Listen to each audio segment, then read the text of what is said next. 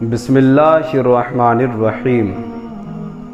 حضرت ذوالنون مصری رحمۃ اللہ علیہ مصر کے رہنے والے ولی اللہ جو حضرت مالک بن انس کے شاگرد و مرید تھے۔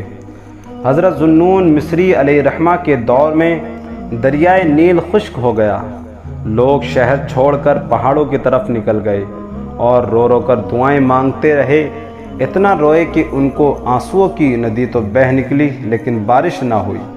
کچھ لوگ حضرت ذوالنون مصری کے پاس بھی دعا کے لیے گئے۔ آپ نے دعا کرنے کی بجائے مصر شہر چھوڑا اور ادھر بارش شروع ہو گئی۔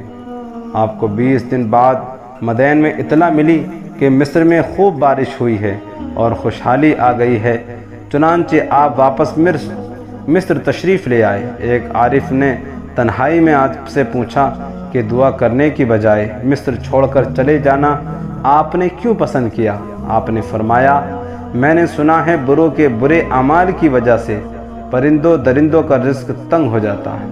میں نے غور کرنے کے بعد یہی نتیجہ نکالا کہ مصر میں مجھ سے زیادہ کوئی گناہ گار نہیں ہے۔ میں یہاں سے نکلوں گا تو اللہ کی رحمت نازل ہو جائے گی۔ انسان کتنے ہی بڑے مرتبے پر بھی پہنچ جائے مگر اس کو چاہیے کہ اپنے آپ کو گناہ گار ہی سمجھے، بلکہ جانوروں سے بھی کمتر ہو جانے۔ سعدی فرماتے ہیں، لوگوں کی نگاہوں میں تب عزت پائے گا جب اپنے آپ کو کچھ نہ سمجھے گا۔ جس بزرگ نے ابھی اپنے آپ کو ہیچ جانا، دنیا و آخرت میں عزت پا گیا۔ اس دنیا میں وہی پاکیزہ ہوا جو کسی کمزور کے قدموں کی دھول بن گیا۔ اے میری سعدی قبر سے گزرنے والے، یاد رکھ اگر میں مٹی ہو گیا ہوں تو کوئی غم نہیں، کہ میں تو مرنے سے پہلے بھی مٹی ہی تھا۔ اگرچہ میں سارے جہاں میں گھومتا رہا مگر موت کے وقت آرام سے ہی زیر خاک ہو گیا تو تھوڑی ہی دیر بعد جسم مٹی میں مل جائے گا اور پھر وہ مٹی دوسری مٹی کے ساتھ اڑتی ہوئی نظر آئے گی۔ سعدی جیسا بلبل زمانے میں تجھے کہاں سے ملے گا؟ اس بلبل کے مرنے کے بعد اگر اس کی قبر پہ یہ بھی پھول نہ اگا تو کہاں اگے گا؟